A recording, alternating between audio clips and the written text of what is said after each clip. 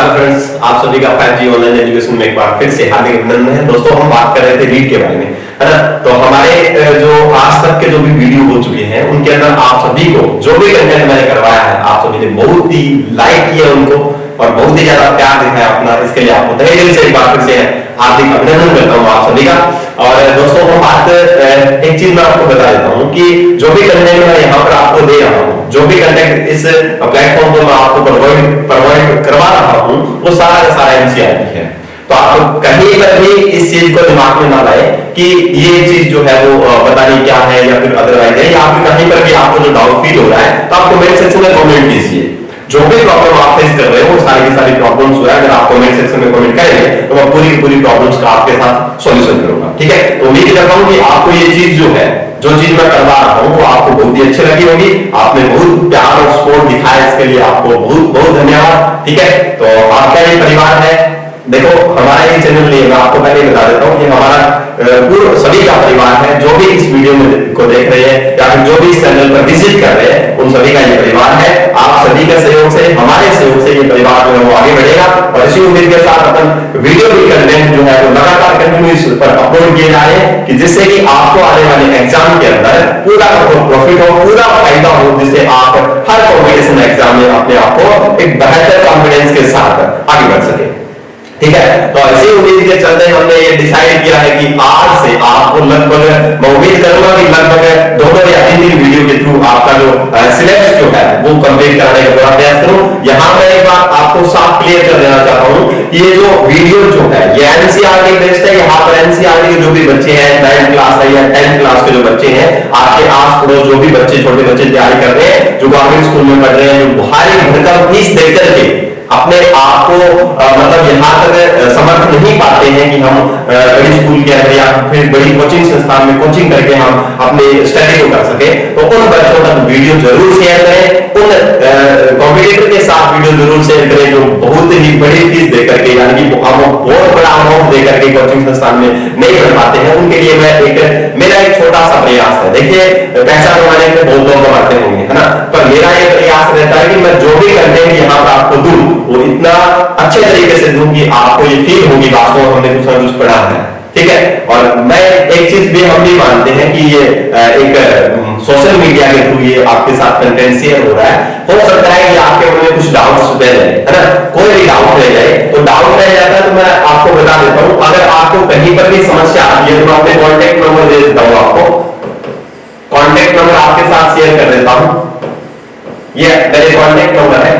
आपको अगर कहीं पर भी प्रॉब्लम फेस की जा रही है, आप कहीं पर भी आप देख पा रहे हो कि मुझे इस टॉपिक पे दिक्कत है, जो भी मैंने करवाया है उसमें अगर आपको थोड़ी बहुत भी अगर समस्या को फेस करना पड़ रहा है, तो आप इस कॉन्टेक्ट नंबर पर मेरे को मैसेज कर सकते हैं, टाइप कर सकते हैं। जब भी मेरे को टाइम मिलेगा मैं आपके जो डाउट्स है उनका रिप्लाई जरूर करूंगा। अगर हो सका तो मैं आगे आने वाली, अगर डायरेक्ट रिप्लाई नहीं कर सका तो मैं आगे आने वाले वीडियो में आपके डाउट का पूरा का पूरा सॉल्यूशन करने का प्रयास करूंगा, क्योंकि मेरा मकसद यहाँ पर एक एजुकेशन को बहुत ही अच्छा आयाम देने का है कि ना कि हमें कोई सोशल मीडिया के थ्रू यहाँ पर आकर के खड़े होकर के 2-4 मिनट वीडियो बना दिया, उसके बाद में लाइक बटोरना या सब्सक्राइब करना, ये मेरा मेन मकसद नहीं है। देखो, ये चीजें होती है जरूर है क्योंकि इससे एक मोटिवेशन मिलता है, ये आप भी जानते हैं, हम भी जानते हैं, सभी जानते हैं। पर मेरा एक अगर मान सकते हैं मेन पर्पस जो है वो मेरा आपके थ्रू, आपके माध्यम से इस एजुकेशन को आगे बढ़ाना है। जो चीज कंटेंट आज तक हम रटते आए हैं उनको रटने की बजाय हम सीखने पर ज्यादा फोकस करेंगे तो हम उसी चीज को अच्छे तरीके से समझ पाएंगे। तो मेरा मेन पर्पस यही है कि आपको मैं अच्छा तरीके से कंटेंट दे सकूं, अच्छा आपको एक प्लेटफॉर्म दे सकूं जिसके थ्रू हम आगे बढ़ करके अपनी जो भी मंजिल है उसको प्राप्त कर सकें। ठीक है, तो अगर आपको लगता है कि आपने जो मेरे से सीखा है वो अगर आपको वास्तव में कुछ लगा है कि हाँ वास्तव में हमें कुछ ना समझ में आया, हमें 10-20% जितना भी आप सोचते हो उतना मैंने मेरी तरफ से पूरा प्रयास किया है, तो आप इस वीडियो को ज्यादा से ज्यादा लोगों तक शेयर करें, ज्यादा से ज्यादा लाइक करें और ज्यादा से ज्यादा आप कमेंट करें, जिससे आगे आने वाले वीडियो जो है वो बहुत सारे लोगों के साथ शेयर हो सके और वो भी इस चीज का फायदा उठा सके। तो इसी उम्मीद के साथ चलते हैं अपन अपने टॉपिक की तरफ, जिसका नाम था फॉस। हमने फॉस के बारे में बहुत सारी बातें यहाँ पर डिस्कस भी कर ली थी। आप सभी जानते हैं कि इतने जो वीडियो आए हैं उनके अंदर हमने लगभग बातें जो है वो डिस्कस भी की थी। आज मैं बात करूंगा कुछ ऐसे फैक्ट्स की तरफ जिनको आपने कभी देखा नहीं होगा, या देखा है तो आपको वो वो चीजें क्लियर भी नहीं हुई होगी, है ना। तो आइए चलिए हम बात कर लेते हैं एक संपर्क बल की बात करते हैं। बलों के प्रकार में दो प्रकार के बल हैं, संपर्क बल होते हैं, एक ऐसे होते हैं संपर्क बल होते हैं, और दूसरे टाइप के जो बल है वो होते हैं जैसे असंपर्क बल। कौन सा होता है? असंपर्क बल। ध्यान से सुनना मेरी बातों को। असंपर्क बल, असंपर्क बल तो नाम से पता चल रहा है। संपर्क बल यानी कि जिनका क्या होगा? संपर्क होगा। जो दो वस्तुओं का आपस में संपर्क होता है और संपर्क के थ्रू बल लगाया जाता है तो वो होता है संपर्क बल। जैसे फॉर एग्जांपल की बात करूं, मैं मान लो किसी भी एक बॉक्स है, जैसे फॉर एग्जांपल की बात करते हैं, आ जाइए। जैसे मान लो ये कोई बॉक्स है और इस बॉक्स पर मैं क्या लगा रहा हूं? फोर्स लगा रहा हूं, बल लगा रहा हूं। ध्यान से सुनना, इस बॉक्स पर मैं बल लगा रहा हूं। जैसे मान लो यहां पर कोई भी व्यक्ति खड़ा है और इस बॉक्स पे टच करके, हाथ लगा करके इसको, इस वस्तु को धकेलने का क्या कर रहा है? प्रयास कर रहा है। क्योंकि धकेलना और खींचना ही क्या है? एक प्रकार का बल है। धकेलना और खींचना ही क्या एक प्रकार का बल है ना। तो ये यहाँ पर वस्तु पड़ी है ए पॉइंट पर, तो इसको धकेले बाहर निकाल, है ना। क्या करें? बाहर निकालना है। ऐसा हमें इस वस्तु को आगे की तरफ खिसकाना है। तो मेरा मकसद है कि जब मैं इस वस्तु पर क्या करूंगा? फोर्स अप्लाई करूंगा। फोर्स अप्लाई करूंगा तो यहां से क्या होगा? इस वस्तु को मुझे टच करना पड़ेगा, और टच करना पड़ेगा तो मैं इस पर क्या लगाऊंगा? बल लगाऊंगा, और बल इतना लगाऊंगा कि इसका द्वारा जो जड़त्व जो लग रहा है ना, इससे ज्यादा होगा। बीच में कॉल भी आ जाती है ना, जिससे थोड़ा सा डिस्टर्बेंस हो जाता है ना।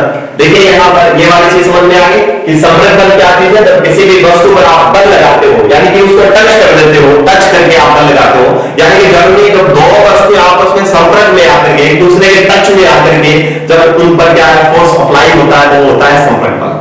जैसे फॉर एग्जाम्पल मैंने अभी देखा है कि जब मैं वस्तु को, इस वस्तु को हाथ से धक्का दूंगा तो ये वस्तु क्या है? आगे की तरफ खिसकेगी। मान लेते हैं आगे की तरफ खिसकेगी, तो यानी कि अब यहाँ पर क्या होगा? इस वस्तु और मेरे अंदर, यहाँ पर मान लो कोई व्यक्ति है, ये व्यक्ति है और ये यहाँ पर क्या है? वस्तु। तो व्यक्ति और वस्तु जो है वो दोनों एक दूसरे के क्या है? टच में है, संपर्क में, संपर्क में। और इस प्रकार से लगने वाला जो बल है वो कौन सा कहलाता है? संपर्क बल कहलाता है। जब दो वस्तु आपस में संपर्क करती है और उसके थ्रू जो बल लगता है वो कौन सा बल लगता है? संपर्क बल। जैसे एग्जाम्पल की बात करते हैं, देखो रनमनी के कंसेप्ट को आइए क्या करते हैं। जैसे मान लो संपर्क बल के अंदर मान लो कि हम कोई गेट खोल रहे हैं ना, गेट, दरवाजा, दरवाजा खोलना, दरवाजा खोलना, ये एक प्रकार का संपर्क बल है। क्योंकि दरवाजे के साथ आपका क्या कर रहा है? टच कर रहा है, आप फोर्स लगा रहे हो उसको खोलने के लिए, इसका मतलब ये कौन सा हुआ? संपर्क बल की कैटेगरी में आता है। आइए दूसरी बात करते हैं, बैल के द्वारा, बैल द्वारा गाड़ी खींचना, बैल द्वारा गाड़ी खींचना, गाड़ी खींचना। ये भी कैसा बल है कि बैल जो है वो भी गाड़ी खींच रहा है, किसके द्वारा? संपर्क कर रहा है। गाड़ी जो वो बैल के टच में संपर्क में है और इसके थ्रू बल लग रहा है, इसका मतलब क्या है? ये संपर्क बल है। इसका मतलब क्या है? संपर्क बल है। आइए एक एग्जांपल और बताता हूं आपको। देखो रटोगे तो कोई चीज समझ में नहीं आई। बहुत सारे एग्जांपल है हमारे अंदर, बहुत सारे एग्जांपल है यहाँ पर जो आप याद कर सकते हो, जिनके थ्रू आप समझ सकते हो कि वास्तव में संपर्क बल कौन सा होता है। पेशियल बल जो भी होते हैं, जो आप अभी मैंने डिस्कस किया है, पेशियल बल। पेशियल कौन से होते हैं? मांसपेशियों के द्वारा लगने वाले बल। कौन से बल? मांसपेशियों के द्वारा। जैसे बैल ने गाड़ी को खींचा, वो भी मांसपेशियों के द्वारा बल है, मांसपेशियों द्वारा लगाया गया बल, मांसपेशियों द्वारा लगाया गया बल, लगाया गया बल। तो ये किस प्रकार का बल है? ये भी एक पेशीय बल है, यानी कि ये पेशीय बल है, ये भी एक प्रकार का कौन सा बल है? संपर्क बल है। आइए एक बल का नाम लेता हूं, जैसे मान लो घर्षण बल नाम लेता हूं। कौन सा बल लेता हूं? घर्षण बल। अब घर्षण बल क्या होगा? घर्षण बल दो वस्तुओं के बीच में लगता है और गति का क्या करता है? विरोध करता है। याद रखना, गति का क्या करेगा? गति का विरोध करता है। जैसे फॉर एग्जाम्पल की बात करें, जैसे आइए घर्षण बल क्या होता है? जैसे मान लो आपने क्या है, आप मान लो साइकिल चलाते हो, है ना, साइकिल चलाते हो जब तक आप पैडल मारते हो तब तक पेशीय बल लग रहा है, तब तक क्या लग रहा है? पेशीय बल। यानी कि आपका पैर जो है वो पैडल के टच है, साइकिल के टच, और आप उस पर फोर्स लगा रहे हो। अब गाड़ी क्या कर रही है? रन कर रही है, दौड़ रही है, इसका मतलब वो भी पेशीय बल है। आपका साइकिल चला रहा है, वो भी पेशीय बल की कैटेगरी में आता है। तो जब घर्षण बल क्या होता है कि जैसे ही आप पैडल छोड़ना बंद कर देते हो तो आपकी साइकिल गति कर रही है आगे की तरफ, साइकिल गति कर रही है आगे की तरफ, पर साइकिल का जो पहिया जो है वो पृथ्वी के टच में है, तो पृथ्वी और पहिए के बीच में जो बल लग रहा है उसको बोल रहे हैं घर्षण बल। आपकी गाड़ी चल रही है आगे की तरफ, साइकिल जा रही है आगे की तरफ कर रही है, और घर्षण बल लग रहा है पीछे की तरफ, यानी कि आपने जो गति दी है साइकिल को, उसका विरोध करने वाला जो बल है वो कौन सा कहलाता है? घर्षण बल कहलाता है। और इसी घर्षण बल की वजह से थोड़ी दूर के ऊपर जाकर के थोड़ी कुछ दूरी चलने के बाद में साइकिल अपने आप धीमी होती जाती है और अंदर जाकर के साइकिल क्या हो जाती है? रुक जाती है। किस बल के कारण से? घर्षण बल के कारण से। किस बल के कारण से? घर्षण बल। तो घर्षण बल के दो वस्तुओं के संपर्क में आने से ही, दो पृष्ठों के संपर्क में आने से ही लगता है, तो ये भी किस प्रकार का बल हुआ? संपर्क बल हुआ। कैसा बल हुआ? संपर्क बल हुआ। तो यहां तक किस किस को प्रॉब्लम आ रही बताइए, यहां तक किस किस को समस्या है कि मुझे ये नहीं पता चल रहा कि घर्षण बल क्या होता है, किस तरीके से। एक नॉर्मल सा मैं एक तरीके से आपको एक प्लेटफॉर्म दे रहा हूं, आप समझ पा रहे हो ना, एक फॉर्मूला तैयार कर रहा हूं जिससे आप समझ पाओ कि संपर्क बल क्या होता है और असंपर्क बल क्या होता है। तो यहां तक समझ में आ गई। तो संपर्क बल का मतलब है कि जब दो वस्तुएं एक दूसरे के संपर्क में हो और तब बल अप्लाई किया जा रहा हो, तब बल लगाया जा रहा हो, तो वो कौन सा होता है? संपर्क बल। आप अपने डेली रूटीन की चीजों में बहुत सारी चीजें देख सकते हो, तो जो उसको टच करती है और उन पर फोर्स लगाया जाता है, तो कौन सा होता है? संपर्क बल होता है। कौन सा बल होता है? संपर्क बल होता है। तो इस तरीके से हम याद रख सकते हैं। तो इसके अंदर दरवाजे को खोलना एक प्रकार का कौन सा संपर्क बल की कैटेगरी के अंदर आता है। देखिए द्वारा गाड़ी को खींचना ये भी संपर्क बल है, यानी पेशीय बल के थ्रू काम हो रहा है। और यहाँ पर पेशीय बल की एक प्रकार का संपर्क बल है जिसके अंदर कोई भी आप काम कर रहे हो, है ना, जैसे खेलना है, दौड़ना है, ठीक है, ये वाली चीजें हैं, खेलना है, दौड़ना है, खाना खाना है, ठीक है, ये सारी चीजें, सॉरी ये मैं लिख दिया। तो खेलना है, दौड़ना है ना, खेलना, दौड़ना, कूदना, खाना खाना, ये सारी क्रियाएं जो वो किसके अंदर आती है? पेशीय बल के अंदर आती है। जैसे आपने श्वास ली वो भी पेशीय बल है, ठीक है, आपने श्वास ली वो भी पेशीय बल है, आपने खाना खाया, पाचन क्रिया होगी वो भी एक प्रकार के पेशीय बल है। तो इस प्रकार के जो बल है जिनमें दो वस्तुओं का संपर्क होता है और संपर्क के द्वारा बल अप्लाई होता है, तो ऐसे बल कौन से कहलाते हैं? पेशीय बल कहलाते हैं, ठीक है, यानी कि संपर्क बल कहलाते हैं। कौन से कहलाते हैं? संपर्क बल कहलाते हैं। तो उम्मीद करता हूं कि आपको ये चीज क्लियर है, हुई होगी। चलिए बात करते हैं आगे। देखिए असंपर्क बल। असंपर्क का मतलब है कि किन्हीं दो वस्तुओं का संपर्क होना जरूरी नहीं है, दो वस्तुओं का संपर्क आवश्यक नहीं, संपर्क नहीं होता, संपर्क नहीं होता है, यानी दूर से ही क्या करता है? बल लग जाता है। इस प्रकार के बल को बोलते हैं बल। कौन सा बल? असंपर्क बल। यानी कि इनमें दो वस्तुओं का आपस में नजदीक नहीं होती है, दूर होती है, फिर भी उनके बीच में बल लगता है, आकर्षण बल लगता है, उसको अपन बोलते हैं असंपर्क बल। कौन सा बल बोलते हैं? असंपर्क बल। आइए एग्जाम्पल की बात करता हूं। यहां पर एग्जाम्पल की बात करें, गुरुत्वीय बल। कौन सा बल? गुरुत्वाकर्षण बल या गुरुत्वीय बल की बात करते हैं। जैसे गुरुत्वाकर्षण बल की बात करते हैं, तो गुरुत्वाकर्षण बल में क्या होता है? पृथ्वी कोई भी वस्तु है ऊपर है, जैसे मान लो यहाँ पृथ्वी नीचे है, गुरुत्वाकर्षण बल नीचे की तरफ है इस वस्तु में, तो पृथ्वी और वस्तु एक दूसरे के संपर्क में नहीं है, फिर भी वस्तु पर क्या पृथ्वी गुरुत्वाकर्षण बल के कारण क्या कर रही है? आकर्षण लगा रही है, बल लगा रही है, जिसकी वजह से वस्तु क्या हो? नीचे की तरफ खींच रही है। तो इसका मतलब ये दूर रह करके इन दोनों का, पृथ्वी और वस्तु के बीच में संपर्क नहीं है, ये एक दूसरे के टच में नहीं है, फिर भी इनके बीच में एक बल काम कर रहा है, दृश्य बल काम कर रहा है, और इस प्रकार के बल आते हैं किस कैटेगरी में? असंपर्क बल में। जिसके अंदर एक एग्जांपल कौन सा हुआ? गुरुत्वीय बल हुआ। कौन सा बल हुआ? गुरुत्वीय बल हुआ। तो ये चीज आप गौर में रखनी होगी। दूसरी बात करें विद्युत बल, जो दो आवेशों के बीच में लगने वाला जो बल है वो कौन सा है? विद्युत बल है। उनके अंदर भी आवेश एक दूसरे के टच में नहीं होते हैं और इस कंडीशन में जो बल अप्लाई होता है वो कौन सा है? विद्युत बल है। तो विद्युत बल भी एक प्रकार का किस प्रकार का बल है? असंपर्क बल है। उसके अंदर बात करें एक और चुंबकीय बल। एक एग्जांपल को बात करूं, चुंबकीय बल।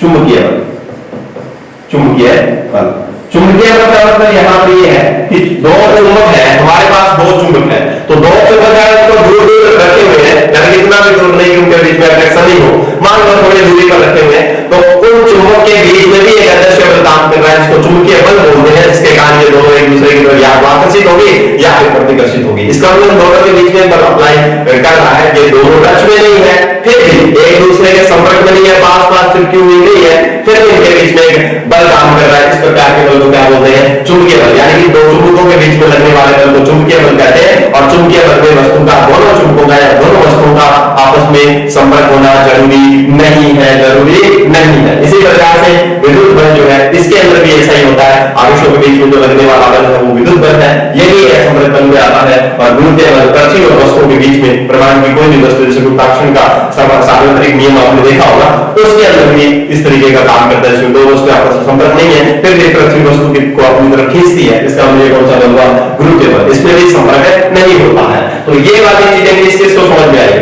बताइए एक बार आप चेक कर लीजिए कि किस किस को ये चीजें समझ में आ चुकी है। ध्यान से देख लीजिए, कोई ज्यादा बड़ी बात नहीं है, मैं आपको कोई ज्यादा लेंथी चीज नहीं करवा रहा हूं, बस जो चीजें आपके माइंड में सेट हो जाए बस उतनी सी चीज आपको करवा रहा हूं, ठीक है। यहां क्लियर होगी बात। अब यहां तक जैसे क्लियर होगी, है ना, तो क्लियर होने के बाद में अपन एक और देखते हैं, एक और बात करते हैं, एक संगामी बल, जैसे संगामी बल की बात कर लेते हैं। कुछ नहीं है, ये सारी चीजें मैं आपको पहले से पढ़ा चुका हूं, बस थोड़े से नाम चेंज हो रहे हैं। संगामी बल कौन से होते हैं? संगामी बल का मतलब है किसी बिंदु पर दो बल काम कर रहे हो, दो बल काम कर रहे हो, वो कौन से बल कहलाते हैं? संगामी बल कहलाते हैं, ठीक है। एक ही बिंदु पर, यानी कि जब दो से ज्यादा बल एक ही बिंदु पर काम कर रहे हो तो वो कौन से कहलाते हैं? संगामी बल कहलाते हैं। तो मैं लिख देता हूं कि जब दो या दो से अधिक, है ना, दो की जरूरत नहीं है, दो से अधिक, दो या अधिक बल एक ही बिंदु पर कार्य कर रहे हो। किस पर काम कर रहे हो? एक ही बिंदु पर क्या कर रहे हो? कार्य कर रहे हो, कार्य करते हो। जब दो बल एक ही बिंदु पर क्या करते हो? कार्य करते हो, तो इस प्रकार के बल कौन से कहलाते हैं? संगामी बल कहलाते हैं। कौन से बल कहलाते हैं? संगामी बल। यानी कि दो जो है, दो या दो से अधिक जो बल है एक ही बिंदु पर काम करते हैं, कौन से होते हैं? संगामी बल होते हैं। कौन से बल होते हैं? संगामी बल होते हैं। तो ये चीज क्लियर होगी सभी को, ठीक है। अब इसकी कई अवस्थाएं होती है, दो संगामी बलों की कई अवस्थाएं होती है, कई स्टेट्स होती है। संगामी बल के लिए कंडीशन, संगामी बल जो है उनकी कुछ अवस्थाएं होती है, कुछ स्टेप्स होती है उनकी, कि किस तरीके से होता है, किस तरीके से संगामी बल क्या प्रॉपर्टी शो करते हैं, क्या नहीं शो करते हैं। तो अगर मान लो दो बल लग रहे हैं किसी एक ही ऑब्जेक्ट पर लग रहे हैं, एक ही वस्तु पर अगर दो बल अप्लाई हो रहे हैं और उसी वस्तु पर अप्लाई होने वाले बल अगर समान दिशा में लग रहे हैं, कौन सी दिशा में? फर्स्ट कंडीशन है, फर्स्ट कंडीशन आपके लिए है कि दोनों संगामी बल समान दिशा में हो, दोनों संगामी बल क्या हो? समान दिशा में हो। कैसी दिशा में हो? समान दिशा में हो, तो क्या होगा? यस, ऑब्वियसली आप बता सकते हो कि सर अगर दोनों ही बल समान ही दिशा में है, इसका मतलब जो टोटल जो रिजल्टेंट जो फोर्स है, कुल बल जो है, वो दोनों के योग क्या होगा? बराबर होगा। यानी कि रिजल्टेंट फोर्स इज F1 या F2, जो भी आपने दो फोर्स लिए हैं उन सभी के दोनों के योग क्या होगा? बराबर होगा। यानी कि F1 बल की दिशा भी यही है और F2 बल की दिशा भी यही है। दोनों बल जो एक ही बिंदु पर काम कर रहे हैं, यहां पर लिख देता हूं मैं, इस कंडीशन में चूंकि F1 की दिशा भी यही और F2 की दिशा भी यही है, यानी कि दोनों बल अगर समान दिशा में है तो उनके द्वारा जो रिजल्टेंट जो फोर्स लगेगा वो दोनों के योग क्या होगा? बराबर होगा। यानी कि एग्जांपल के थ्रू अगर मैं बात करूं, जैसे यहां पर ये कोई वस्तु है और इसके ऊपर एक फोर्स काम कर रहा है F1, एक फोर्स काम कर रहा है F2, इसका मान 5 न्यूटन है और इसका मान 4 न्यूटन है। तो ऑब्वियसली इस ऑब्जेक्ट पर जो रिजल्टेंट फोर्स आएगा वो इन दोनों के योग के बराबर होगा। यानी कि F1 प्लस F2 ये आ जाएगा आपका 4 न्यूटन प्लस में 5 न्यूटन इज 9 न्यूटन, और रिजल्टेंट फोर्स कितना आएगा? 9 न्यूटन आएगा। तो ये चीज थोड़ी सी दिमाग में बिठा ले कि संगामी बल अगर समान दिशा में है, दो संगामी बल, यानी जब एक ही बिंदु पर कोई दो बल लग रहे हैं, एक ऑब्जेक्ट पर वस्तु पर दो बल लग रहे हैं, तो जो रिजल्टेंट फोर्स आएगा उस वस्तु पर या उस बिंदु पर वो दोनों के योग क्या होगा? बराबर होगा। दोनों के योग क्या होगा? बराबर होगा। क्लियर है? दूसरी बात, इसका अपोजिट देख लेते हैं। अपोजिट का मतलब है कि दोनों बल विपरीत हो, दोनों संगामी बल क्या हो? विपरीत। संगामी बल क्या हो? विपरीत लग रहे हो, एक दूसरे का अपोजिट लग रहे हो। एक दूसरे का अपोजिट का मतलब ये है कि F1 की दिशा मान लो इधर है किसी ऑब्जेक्ट पर और F2 की दिशा मान लो इधर वाली साइड है, तो इस कंडीशन में क्या होगा? दोनों बल विपरीत लग रहे हैं, एक ही पॉइंट पर लग रहे हैं, तो इसका मतलब जो रिजल्टेंट जो फोर्स आएगा वो इन दोनों में क्या होगा? अंतर के बराबर होगा। इन दोनों में क्या होगा? अंतर के बराबर होगा। यानी कि इसका मतलब ये हुआ कि दिख रहा है क्या सभी को? Fr जो है वो F1 माइनस F2 या फिर जो भी बड़ा होगा उनके अंतर के क्या होगा? बराबर होगा। ये चीज क्लियर हो चुकी है। बस थोड़ा सा इतना ध्यान रखना आपको कि इस प्रकार जो है वो हम बता सकते हैं कि इस प्रकार हम बता सकते हैं कि दो संगामी बल अगर समान डायरेक्शन में लग रहे हैं तो दोनों का योग होगा रिजल्टेंट फोर्स, कुल बल दोनों का योग के बराबर होगा, और विपरीत दिशा में लग रहे हैं तो दोनों हुआ कि वस्तु मान लो, एग्जांपल बताता हूं इसका, कि वस्तु मान लो एक बल लग रहा है इस पे 5 न्यूटन का और इसके अपोजिट डायरेक्शन में लग रहा है 4 न्यूटन का, तो इसका मतलब टोटल जो फोर्स है, रिजल्टेंट फोर्स जो है वो इन दोनों का अंतर होगा, यानी कि 5 और 4 का अंतर क्या है, 1 न्यूटन। तो ये आंसर होगा, कितना न्यूटन होगा, 1 न्यूटन होगा। क्लियर होगी बात सभी को? उम्मीद करता हूं ये चीज आपको क्लियर है, हो चुकी होगी। चलिए दोस्तों, ठीक है, यहां तक क्लियर है। एक चीज मैंने आपके साथ डिस्कस किया था, एक चीज मैंने आपके साथ डिस्कस की थी, क्या डिस्कस की थी, कि मान लो, नोट करके लिख देता हूं मैं, अगर resultant force F R, resultant force यानी कि परिणामी बल जिसको बोलते हैं, परिणामी बल, परिणामी रिजल्टेंट फोर्स अगर इसका मान आता है 0, क्या आता है, 0 आता है, मतलब सीधी सी कहानी यहां पर ये है कि मान लो इस ऑब्जेक्ट पर जो लगने वाला बल है, इधर वाली साइड में बल लगे F1, वो लगे 4 न्यूटन, इधर वाली साइड में लगे F2, वो भी कितना लगे, 4 न्यूटन, यानी कि टोटल दोनों का बल जो है वो क्या है, सेम है। तो रिजल्टेंट फोर्स क्या आएगा, आप सभी बता देंगे कि सब विपरीत डायरेक्शन में लग रहा है, इसका मतलब दोनों का अंतर होगा, यानी कि F2 या F1 दोनों का अंतर, और वो कितना आएगा, 4 न्यूटन माइनस 4 न्यूटन इक्वल में क्या आएगा, 0। इसका मतलब सर बता सकते हैं आप सभी कि रिजल्टेंट फोर्स क्या हो गया, 0 हो गया। इसका मतलब इस वस्तु पर कोई भी बल अप्लाई नहीं हुआ। हाँ, ये मान सकते हैं कि इस वस्तु के अंदर परिणामी बल जो है वो क्या हुआ, 0 जरूर हुआ, परंतु ये वस्तु यहां पर क्या रहेगी, स्थिर रहेगी, यहां पर क्या रहेगी, स्थिर रहेगी, यहां से ये खिसकेगी नहीं। क्यों? कि दोनों साइड से, दोनों तरफ से जो लगने वाला जो बल है वो सेम है और वस्तु यहां पर क्या रहेगी, स्थिर रहेगी। परंतु इस कंडीशन में एक कंडीशन ये हो सकती है कि ये वस्तु जो है इसकी आकार या आकृति में चेंज हो सकता है, आकार में, आकृति में बदलाव जरूर होगा, आकृति में परिवर्तन जरूर हो सकता है। अगर ऐसी कंडीशन है, हो सकता है वस्तु तो नहीं इसकी, पर इसके आकार और आकृति में क्या हो सकता है, बदलाव हो सकता है। क्यों हो सकता है? जैसे मान लो कोई एक रबर का एक वस्तु है और उसके दोनों साइड से क्या समान बल लग रहा है, तो रबर की वस्तु मान लो घनाकार है, जैसे आपने उसमें फोर्स लगा दिया, वो क्या हो गई, बेलनाकार हो गई। इसका मतलब इसकी आकृति क्या हो गई, चेंज हो गई। यही मैं कहना चाहता हूं कि जब गुब्बारे को आपने हवा से भरा, आपने दोनों तरफ समान फोर्स लगाया, तो उसकी आकृति जो है वो क्या हो जाती है, चेंज हो जाती है। आकृति क्या हो जाती है, चेंज हो जाती है, ऊपर से निकल जाएगा और नीचे से भी गुब्बारा निकल जाएगा। इसका मतलब ऑब्वियसली हम बता सकते हैं कि सर दोनों तरफ बल समान है, तो मान सकते हैं उसके ऊपर परिणामी बल तो 0 है, पर वो उस वस्तु की आकार और आकृति में क्या कर देगा, बदलाव कर देगा। क्या कर देगा, बदलाव कर देगा। यहां तक किस को समझ में आ गया है? देखिए दोस्तों, यहां आप मैजिक देखो, साइंस का मैजिक बहुत बड़ा है ना। कोई भी चीज आप देख सकते हो यार, कुछ भी देख सकते हो आप अपने, देखो तो दो तरफ अपन क्या करेंगे, समान फोर्स लगाएंगे, हो सकता है कि वो वस्तु टूट जाए, हो सकता है वो वस्तु टूट जाए, तो उसका आकार या आकृति में बदलाव हो सकता है। हम ये नहीं कह सकते कि वो खिसकेगी नहीं तो क्या होगा, उसकी आकृति आकार क्या हो सकता है, चेंज हो सकता है। इतना आप ध्यान में रखेंगे, ठीक है, समझ में आ गई बात। दूसरी बात आप यहां पर देखें कि मान लो, एक मैं बात करता हूं कि माना दोनों संगामी बल के बीच में कोई अंतर हो, संगामी बल के बीच थीटा कोण के बीच थीटा कोण हो तो एफ आर क्या होगा, तो रिजल्टेंट फोर्स क्या होगा, what is the resultant force. Resultant force क्या होगा, जब दोनों के बीच में, दोनों संगामी बल जब एक ही पॉइंट पर जब बल आरोपित किए जा रहे हैं, तो उनके बीच में थीटा एंगल आ जाए।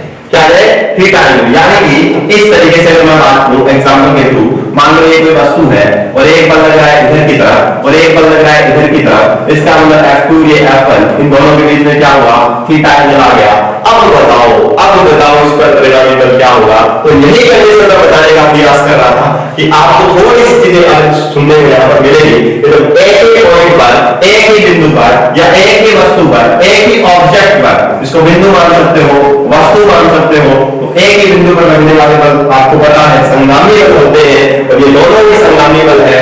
इसका मतलब अगर दोनों की दिशा में या दोनों बलों के बीच में कोई भी एंगल बन रहा है, कोई भी थीटा एंगल बन रहा है, तो रिजल्टेंट फोर्स क्या होगा, तो इसके लिए एक फॉर्मूला होता है, ध्यान से सुने, इसके लिए जो फॉर्मूला है वो है रिजल्टेंट फोर्स इक्वल रो F1 का स्क्वायर प्लस F2 का square plus 2F1 into F2 2F1 into F2 2F1 into F2 ये फॉर्मूला आएगा और आगे लिखा जाएगा cos थीटा। क्या लिखा जाएगा? cos थीटा लिखा जाएगा। क्या लिखा जाएगा? cos theta. देखिए शायद मेरे को लग रहा है कि आपको दिखाई नहीं दे रहा होगा, थोड़ा सा मैं सेट कर देता हूं, उसको दिखाई तो देगा।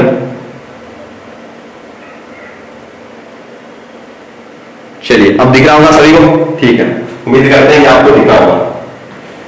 ठीक है, समझ में आ रही बात? तो यहां पर ये फॉर्मूला हो गया रिजल्टेंट फोर्स। ये फॉर्मूला कब अप्लाई होगा ध्यान में रखना, ये जब अप्लाई होगा जब दोनों बलों के बीच में कोई भी एंगल थीटा आ रहा है, तो उस कंडीशन में ये फॉर्मूला आपको काम में लेना है। ये F1 का स्क्वायर प्लस F2 का स्क्वायर प्लस 2F1 और F2 इनटू cos थीटा। चलिए बात करते हैं इस थीटा पर क्या क्या कंडीशन हो सकती है। एक यही दोनों कंडीशंस है, कुछ कंडीशंस ध्यान में रखेंगे तो आपको इजीली समझ में आ जाएगा। कंडीशंस, कंडीशन फर्स्ट कंडीशन क्या? फर्स्ट कंडीशन में अगर क्या हो दोनों के बीच में ही अगर इस प्रकार का फोर्स हो, दोनों के बीच में अगर मान लो थीटा क्या हो? 0 हो, थीटा की वैल्यू क्या हो? 0 हो, मतलब दोनों ही बल क्या हो? एक ही दिशा में हो, एक ही डायरेक्शन में हो। इस कंडीशन में बोल सकता हूं कि एक ही दिशा में है, एक ही दिशा में है, दिशा में बल लग रहे, दोनों संगामी बल कौन सी दिशा में लग रहे हैं? एक ही दिशा में। मतलब सीधा कंसेप्ट है कि दोनों बल की डायरेक्शन जो है सेम है। F1 भी इधर लग रहा है और F2 भी इधर लग रहा है। इसका मतलब इन दोनों के बीच में यहां पर मान लो पॉइंट है या वस्तु है, तो इन दोनों के बीच में, चलिए दिख रहा है क्या सभी को? चलो दिख रहा है, दिख रहा है, ठीक है ना? तो इस पॉइंट पर है, ये पॉइंट है, तो इस पॉइंट से दोनों बलों की डायरेक्शन क्या है? सेम है। इसका मतलब ऑब्वियसली हम बता सकते हैं कि सर थीटा क्या हुआ? 0 होगा। थीटा क्या हुआ? 0 हुआ। तब आप बताइए रिजल्टेंट फोर्स क्या होगा? तो रिजल्टेंट फोर्स इक्वल क्या बताया था अभी? F1 का स्क्वायर प्लस F2 का स्क्वायर प्लस 2F1 और F2 और cos थीटा। तो आप सभी जानते हो कि चूंकि हम जानते हैं थीटा की वैल्यू क्या है? 0। तो आप जानते हो कि सर cos थीटा या cos 0 डिग्री जो है उसका मान क्या होता है? सभी बता देंगे कि cos 0 का मान क्या होता है? 1 होता है। cos 0 का मान क्या होता है? 1 होता है। तो चलिए बताते हैं रिजल्टेंट फोर्स क्या आएगा। Fr इक्वल क्या आएगा? F1 का स्क्वायर प्लस F2 का स्क्वायर प्लस में क्या आ जाएगा? 2F1 और F2, क्योंकि इसका मान 1 हुआ और इसका मान 1 हुआ तो इनको गुणा करेंगे तो 2F1 और F2 आ जाएगा। कोई दिक्कत है? दोनों बल क्या है? बराबर हो। अगर मान लो दोनों की बल क्या हो? बराबर हो, दोनों बल क्या हो? दोनों बल क्या हो? बराबर हो, यानी कि दोनों ही मान लो 4-4, 5-5 न्यूटन जो भी है, दोनों बलों की वैल्यू क्या हो? बराबर हो। अगर ये दोनों बल F1 और F2 क्या हो? समान हो, तो मैं लिख देता हूं यहां पर, इधर वाली साइड आ जाइए, इधर वाली साइड आइए। मान लो F1 बराबर हो किसके? F2 और टोटल ये दोनों किसके बराबर हो? F के बराबर, यानी कि बल क्या हो? आपस में बराबर हो, तो क्या हो जाएगा? इसके F की जगह F हो जाएगा, इसकी जगह F हो जाएगा, इन दोनों की जगह क्या हो जाएगा? F हो जाएगा। तो इस कंडीशन में जो रिजल्टेंट फोर्स है वो कुछ ऐसे आएगा कि F का स्क्वायर हो जाएगा और इसका भी F हो जाएगा, F का स्क्वायर प्लस 2F और इनटू में क्या है? F आ जाएगा। तो अब देखिए यहां पर क्या आएगा? F कितना हो गया? 2F का स्क्वायर हो गया और प्लस में ये भी F दोनों गुणा में है, तो ये क्या हो जाएगा? 2F का स्क्वायर हो जाएगा। इस प्रकार से टोटल आ जाएगा 2 और 2 कितने हो गए? 2 और 2 कितने हो गए? 4। तो 4F का क्या हो गया? स्क्वायर हो गया। जब 4 का रूट करते हो तो आपके लिए आता है 2 और F का रूट करते हो तब आपके लिए आता है F, इस F स्क्वायर का। इसका मतलब आंसर आ जाएगा ये, यानी कि जब दोनों बल एक ही दिशा में लग रहे हो, संगामी बल हो, दोनों एक ही दिशा में लग रहे हो, तो इसका मतलब दोनों क्या है? 2 होंगे। दोनों बल क्या होंगे? 2, यानी कि दोनों दुगने हो जाएंगे। दोनों क्या हो जाएंगे? दुगने हो जाएंगे। जैसे एग्जांपल अगर मैं बात करूं, मान लो ये ऑब्जेक्ट है और इस पर बल लग रहा है, मान लो F1 5 न्यूटन, कितना लग रहा है? 5 न्यूटन। दूसरा F2 भी है, F2 है, दूसरा बल कौन सा है? F2। ये भी मान लो कितना न्यूटन लग रहा है? 5 न्यूटन। तो आप इसमें बताओ रिजल्टेंट फोर्स क्या आएगा? सर अभी हमने देखा है रिजल्टेंट फोर्स 2F होता है, यानी कि दोनों का दुगना हो जाएगा। इसका मतलब 5 गुना 2 यानी कि ये आ जाएगा 10 न्यूटन। यानी कि आप समझे क्या समझे? इससे हमने ये देखा कि दोनों फोर्स अगर सिमिलर है और समान दिशा में लग रही है, संगामिकल है, थीटा 0 डिग्री है, तो दोनों क्या हो जाएंगे? आपस में दुगने हो जाएंगे। अगर सेम है तो दुगने हो जाएंगे। क्या हो जाएंगे?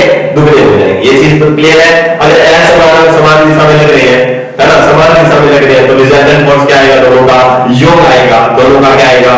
योग आएगा। और यहाँ पर ये वाली चीज याद रखनी है। क्लियर होगी बात सभी को? ये ध्यान में रखना है। हो सकता है कि आपको न्यूमेरिकल के थ्रू पूछे, तो आप थोड़ा सा ध्यान में रख करके इस चीज को क्लियर कर सकते हो।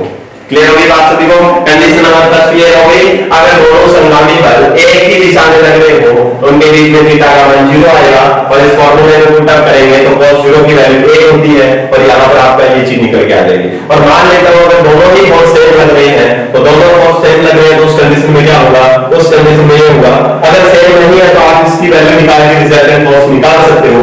अगर सेम लग रही है तो इसका मतलब आपके लिए फॉर्मूला आएगा 2F, और इस कंडीशन में जैसे मैंने एग्जांपल बताया आपको, इस तरीके से आपका वैल्यू आ जाएगा 10 न्यूटन। कितना आ जाएगा?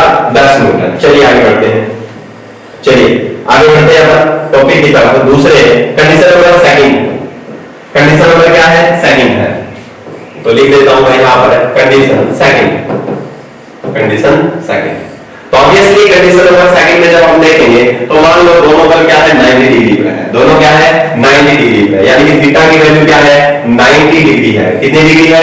90 डिग्री है। और मान लो दोनों के बल क्या है? बराबर है। दोनों बल क्या है? बराबर। दोनों बल क्या है? बराबर है। तो आ जाइए अभी देखते हैं। फॉर्मूला सभी को रिमेंबर है, सभी याद रख पा रहे होंगे, है ना? देखो डरने की जरूरत नहीं है, कोई हाउ नहीं है, खा जाएगा ना। चलिए बात करते हैं। दोनों ही बल क्या है? सेम है, तो इसका मतलब F क्या होगा? सेम। यानी यहां लिख देता हूं मैं F1 बराबर होगा F2, और बराबर में क्या है? F। दोनों बल सेम हो तब की बात कर रहा हूं। और दोनों के बीच में एंगल कितना लग रहा हूं? 90 डिग्री लग रहा हूं। कितना डिग्री लग रहा हूं? 90 डिग्री लग रहा हूं। तब क्या होगा? तब क्या होगा? ये ध्यान में सुनने के लिए हम देखेंगे कि जैसे F1 F2 इन सभी का मान क्या है? 1 है। यानी सॉरी F है, दोनों सेम मान लग रहे हैं, तो इसका मतलब ये भी F स्क्वायर हो जाएगा फॉर्मूले से, ये भी F स्क्वायर हो जाएगा फॉर्मूले से। ये हो जाएगा 2F1 था, F हो गया। इसी प्रकार से F2 था, ये F हो गया। और cos कितना डिग्री आया? cos कितना डिग्री है? आप सभी बता देंगे सर 90 डिग्री है। कितना डिग्री है? 90 डिग्री। और जब आपने देखा कि सर 90 डिग्री की वैल्यू तो हमें पता है, क्योंकि आप जानते हो cos 90 जो है उस डिग्री की वैल्यू कितनी होती है? 0 होती है। क्या होती है? 0। तो ये पूरा पर इसके क्या है? मल्टीप्लाई नहीं है, तो ये टोटल क्या हो जाएगा? 0 हो जाएगा। और आपकी ये वैल्यू आ जाएगी FR equal root F square कितना हो गया? 2F स्क्वायर कितना हो गया? 2F स्क्वायर हो गया। और ये वाला पूरा टर्म है वो क्या हो गई? 0 हो गई। तो हम बता सकते हैं कि सर रिजल्टेंट जो फोर्स आपका आने वाला था वो कितना आ गया? आप सभी जानते हैं F स्क्वायर का मतलब इससे रूट लग जाएगा और F लग जाएगा, और दो रूट जो है रूट 2 का कोई फिक्स रूट नहीं होता, तो रूट इस पर लग जाएगा और F स्क्वायर से F बाहर निकल जाएगा। तो आपका आंसर आ जाएगा रूट 2F हो जाएगा। क्या हो जाएगा? रूट 2F हो जाएगा। यानी कि अगर एक ही पॉइंट पर बल आरोपित किए जा रहे हैं और दोनों बल कितने डिग्री पर है? 90 डिग्री पर है, इसका मतलब इन दोनों के बीच में एंगल 90 डिग्री बन रहा है। ये F1 है और ये क्या है? F2 है। तो उस कंडीशन में आपका जो फॉर्मूला होने वाला है ये होगा रूट 2F होगा। कितना होगा? रूट 2F होगा। रूट 2F होगा कब? जब दोनों बल क्या हो? समान हो। जब दोनों बल क्या हो? समान हो, तब जाकर ये कंडीशन होगी। क्लियर है? चलिए बात करते हैं नेक्स्ट कंडीशन की, जिसके अंदर आप जानते होंगे तीसरी कंडीशन, थर्ड कंडीशन की बात करता हूं यहां पर। Condition number third. Condition number third तीसरी। अगर मान लो दोनों बल सेम है पर उनके बीच में एंगल कितने डिग्री का बन रहा है? थीटा 180 डिग्री बन रहा है। यानी कि एक बल काम कर रहा है इधर की तरफ और एक बल काम कर रहा है ये बीच में बिंदु है, ये सभी जानते हो कि किसी एक बिंदु पर लगने वाले दोनों बल, ये बिंदु है, एक लग रहा है इधर वाली साइड F2, कहां लग रहा है? इधर वाली साइड F2 लग रहा है। तो इसका मतलब इन दोनों के बीच में जो एंगल आया वो कितना है? इस वस्तु के बीच में ये आया 180 डिग्री। कितना डिग्री आया? 180 डिग्री। अब फोर्स कितना होगा? अब फोर्स क्या होगा जब दोनों बल क्या हो? समान हो, यानी कि F1 F2 बराबर F4, यानी इन दोनों की वैल्यू भी क्या हो, समान। ये भी 4 न्यूटन लगे और ये भी कितना लगे, 4 न्यूटन। अब रिजल्टेंट फोर्स क्या आएगा, सभी बता देंगे। इसका फॉर्मूला होता है F का स्क्वायर प्लस F का स्क्वायर प्लस 2F और F और cos कितना डिग्री आ गया, 180 डिग्री। सभी जानते हो ये फॉर्मूला को, ठीक है। दोनों सेम है, तब मैंने F लिखा और F लिखा। चलिए बात करते हैं यहां पर, ये 180 डिग्री याद रखेंगे क्योंकि cos 180 डिग्री जो है उसका मान होता है माइनस का 1। क्या होता है, माइनस का 1 होता है। माइनस का क्या होता है, 1। तो यहां हम जैसे वैल्यू पुट करेंगे तो f² प्लस 2f, ये क्या हो जाएगा। चलिए यहां पर ये क्या माइनस का 1 देगा और माइनस का 1 जब इस प्लस के साथ गुणा होगा तो क्या देगा, प्लस और माइनस गुणा तो क्या होता है, माइनस। तो ये हो जाएगा माइनस का 2f और f। यहां तक किस चीज को प्रॉब्लम नहीं होनी चाहिए। चलिए आगे करते हैं, इधर वाली साइड आइए, इधर वाली साइड आइए। अब देखते हैं रिजल्टेंट फोर्स क्या होगा, बराबर ये देखिए f² कितने हो गए, 2f²। तो मैंने लिखा कि 2f का स्क्वायर और माइनस में क्या है आगे, ये देखिए f गुणा में f² और 2f²। माइनस का क्या है, 2f²। और ये किसमें है, रूट में है। किसमें है, रूट में है। तो ले लो कि 2f² प्लस का ये माइनस का ये क्या हो गया, 0। तो रिजल्टेंट फोर्स क्या आ जाएगा, 0 आएगा। रिजल्टेंट फोर्स क्या आएगा, 0 आएगा। ये आपको भी पता है, अभी हमने डिस्कस किया था कि समानांतर लगे दोनों अपोजिट डायरेक्शन में लगे, इसका मतलब टोटल फोर्स उस पर क्या लग रहा है, 0। कैसे, मान लो एक व्यक्ति जो बच्चे जो है किसी रस्से को खींच रहे हैं, इधर वाली साइड भी समान फोर्स अप्लाई किया जा रहा है 75 न्यूटन मान लो, इधर वाली साइड भी 75 न्यूटन का लग रहा है। इसका मतलब ना तो इधर वाली साइड में रस्सा खिसकेगा ना इधर वाली साइड में रस्सा खिसकेगा। इसका मतलब रिजल्टेंट फोर्स क्या है, सिमिलर है। रिजल्टेंट फोर्स 0 है। रिजल्टेंट फोर्स क्या है, 0 है। याद रखोगे, ये चीजें थोड़ी बेसिक सी चीजें होती है जिनको आपको ध्यान में रखना है। क्लियर हो गई बात। तो ये तीन कंडीशन थी, तीन कंडीशन जो आपको पता होनी चाहिए कि जब दोनों बल एक ही डायरेक्शन में है तो समान है तो उनको गुणा कर देंगे। अगर दोनों ही बल अपोजिट डायरेक्शन में है तो क्या हो जाएगा, उनका जो फॉर्मूला था वो हमने बताया था अभी, अपोजिट डायरेक्शन में यानी 180 डिग्री पर है तो रिजल्टेंट फोर्स क्या लगेगा, समान हो तो 0 लगेगा। अगर 90 डिग्री पर है तो उस कंडीशन में √2f लगेगा। कितना लगेगा, √2f लगेगा। क्लियर हो गई बात, ठीक है। चलिए करते हैं, आइए देखिए रटने की जरूरत नहीं है, कोई भी चीज रटनी नहीं है। हमें एकदम इजी वे में समझना है, पूरा प्रयास करना है समझने का। बस इतना ध्यान रखें कि आप जो कर रहे हैं वो किस तरीके से कर रहे हैं, करने का तरीका सही होना चाहिए, ठीक है। चलिए एक बात करते हैं, एक बल आता है इसका नाम है अभिकेंद्रीय बल। कौन सा बल है, अभिकेंद्रीय बल। अभिकेंद्रीय ये कैसे लगता है, जब कोई वस्तु वर्ताकार पथ में गति करती है ना तब केंद्र की तरफ बल लगता है, उसको बोलते हैं अभिकेंद्रीय बल। जैसे फॉर एग्जांपल की बात करें, ये वाला है केंद्र और इधर वाली साइड में कोई रस्सी बांध रखी है, यहाँ पर कोई पत्थर बांध रखा है, तो ये पत्थर जैसे हम घुमाएंगे तो ये पत्थर क्या करेगा, वर्ताकार गति करेगा इस तरीके से, ठीक है। तो इस तरीके से गति करेगा। जब तक आप इसको पकड़े रखोगे बीच में से, सेंटर वाले पॉइंट में से, यहां से पॉइंट से पकड़े रखोगे, जब तक आप इसको पकड़े रखोगे तब तक क्या होगा, ये वर्ताकार गति में क्या करेगा, गति करेगा, ठीक है। और जैसे ही क्या होगा, अब ये जो गति कर रहा है यहां से, ये पत्थर जो है वो कभी कहीं पर आ रहा है कभी कहीं पर आ रहा है, इसकी दिशा तो चेंज होती जा रही है ना।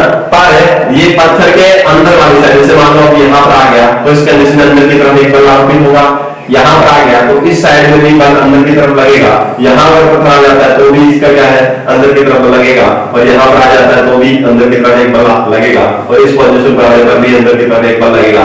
तो कोई भी वस्तु अगर वर्ताकार पथ में गति करती है तो केंद्र की तरफ जो बल लगता है उसको क्या बोलते हैं, अभिकेंद्रीय बल बोलते हैं। केंद्र की तरफ लगने वाला बल कौन सा होता है, अभिकेंद्रीय बल। तो सीधी सी बात है कि वस्तु वर्तुल गति करती है, वर्तुल का वर्ताकार वर्तुल पथ में गति करे, गति यहां पर लिख देता हूं, करती है तो वस्तु पर, किस पर, वस्तु पर केंद्र की तरफ, इसकी तरफ केंद्र की ओर, केंद्र की ओर लगने वाला बल कौन सा लगता है, अभिकेंद्रीय बल लगता है। कौन सा लगता है, अभिकेंद्रीय बल लगता है, ठीक है। उम्मीद करता हूं ये चीज आपको समझ में आ चुकी होगी। तो अभी कहते हैं इस तरीके से काम करेगा, ठीक है। तो ये बात आप याद रखेंगे। दूसरी बात अगर करें, हमने पीछे देख लिया होगा वीडियो में, संतुलित बल होता है एक, हमने क्या डिस्कस किया, संतुलित बल। चलिए थोड़ा सा हम बात कर लेते हैं, हम थोड़ी सी बात कर लेते हैं संतुलित बल के बारे में भी। हमने देखा, क्या देखा हमने, संतुलित बल देखा। संतुलित बल कौन सा होता है, आप सभी जानते हो, इसका परिणामी मान क्या है, परिणामी बल जो है, रिजल्टेंट फोर्स जो है, रिजल्टेंट फोर्स जो है वो क्या है, जीरो है, वो संतुलित होता है। जैसे हमने अभी भी बात की थी, ये तो दोनों डायरेक्शन में सेम, सॉरी, जब क्या देखा हो अपोजिट, एक दूसरे के अपोजिट, जैसे मान लो फॉर एग्जांपल बात करें संतुलित बल का मान करें, जैसे रस्से की अगर बात कर ले, रस्से को कितने इधर वाली साइड से भी समान बल लगाया जा रहा है, इधर वाली साइड से भी समान बल लगाया है, इसका मतलब परिणामी बल क्या हुआ, दोनों अंतर होगा, क्योंकि अपोजिट डायरेक्शन में लग रहा है, इधर वाली साइड से बच्चे खींच रहे हैं, ये अपोजिट डायरेक्शन में खींच रहे हैं और दोनों समान बल लग रहे हैं, इसका मतलब रिजल्टेंट फोर्स जो है वो क्या आएगा, जीरो आएगा, यानी कि परिणामी बल क्या आएगा, जीरो। और इस कंडीशन में वस्तु अपनी जगह से क्या नहीं होगी, खिसकेगी नहीं, परंतु उसकी आकृति आकार में चेंज आ सकता है। या अगर आप रस्से को ज्यादा जोर से, दोनों को समान जोर ज्यादा बल है, इसका मतलब रस्सा टूट सकता है परंतु वो खिसकेगा नहीं। रस्सा टूट सकता है, रस्सा नहीं टूटता है, वो अपनी जगह से स्थिर रहेगा, वो पॉइंट जो है, जो जिस पॉइंट पर है रस्सा, उस पॉइंट पर स्थिर रहेगा, ठीक है ना। तो ये याद रखना है कि संतुलित बल में रिजल्टेंट फोर्स क्या होगा, जीरो होगा, तो उसको संतुलित बल बोलेंगे, ठीक है। और रिजल्टेंट फोर्स असंतुलित बल कौन सा होता है, असंतुलित बल वो होता है जिसमें रिजल्टेंट फोर्स का मान क्या नहीं होता, जीरो नहीं होता है, इसमें एफ आर क्या नहीं होगा, जीरो नहीं होगा, रिजल्टेंट फोर्स जीरो नहीं होगा, दोनों अलग अलग बल लगेंगे, एक बल ज्यादा लगेगा, एक बल क्या लगेगा, कम लगेगा। तो इस प्रकार के बल को हम क्या बोलते हैं, क्या बोलते हैं, क्या बोलते हैं, असंतुलित बल बोलते हैं। तो उम्मीद करता हूं कि आपको ये चीजें जो है क्लियर हो चुकी होंगी, और इसी सेंस के साथ अपन बात करेंगे कल नेक्स्ट वीडियो में कि क्या क्या चीजें इसके अंदर है, गति के नियम के बारे में पढ़ेंगे हम, ठीक है। गति के नियम पढ़ेंगे कि किस प्रकार से गति के जो तीन नियम है, जड़त्व का नियम है, जिसे समय एक्सट्रैक्शन का नियम अपन बोलते हैं, जिसके द्वारा बल का फॉर्मूला क्या होता है, निकलता है, वो चीज देखेंगे। और तीसरा क्रिया प्रतिक्रिया का नियम, तो तीन बल जो है गति के, सॉरी तीन जो नियम जो है गति के मोशन के, उनके बारे में अपन डिस्कस करेंगे। उम्मीद करता हूं कि आपको ये पूरे वीडियो सेशन जो है आपको एकदम अच्छे से समझ में आ रहा होगा। अगर आ रहा है तो ज्यादा से ज्यादा कमेंट, लाइक और जितना हो सके सब्सक्राइब करें और अपने दोस्तों के साथ शेयर करें। इसी उम्मीद के साथ चलते हैं, मिलेंगे नेक्स्ट वीडियो में। जय हिंद, जय भारत।